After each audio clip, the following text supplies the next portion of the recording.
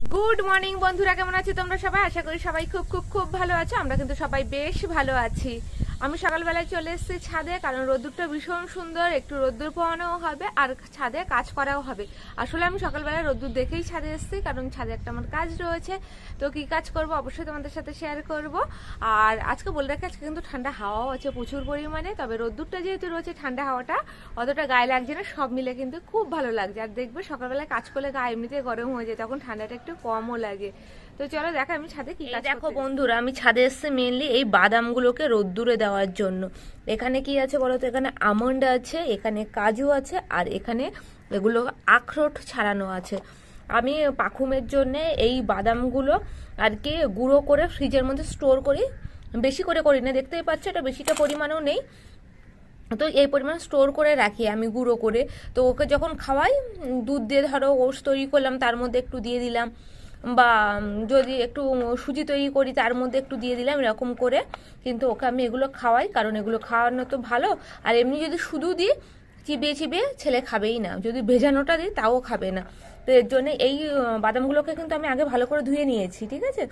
ধুয়ে ভালো করে জল ঝরিয়ে একটা শুকনো কাপড় দিয়ে মুছে নিয়েছি, তারপর এটা রোদ্দুরে দিয়েছি। আর তোমাদেরকে বলছি না যে আজকে খুব ভালো রোদ্দুর উঠেছে। দেখো রোদ্দুরটা এতটাই আর কি তাপ, যে দেখে মনে হচ্ছে এগুলো প্রায় শুকিয়ে গেছে শুকিয়ে গেছে। আমি এগুলো নাড়াচাড়া করতে এসছি ওপরে। তো এগুলো তারপর আমি কি করবো বলো তো? শুকনো খোলাইতে, মানে শুকনো কড়াইতে ভালো করে নেড়ে নেড়ে এগুলো যখন ব্রাউন কালার হয়ে যাবে, তারপর সেটাকে ঠান্ডা করব। তারপরে আমি মিক্সিতে এটা গুঁড়িয়ে রাখবো, গুঁড়িয়ে এয়ারটাইট কৌটোতে করে ফ্রিজে রেখে দেবো।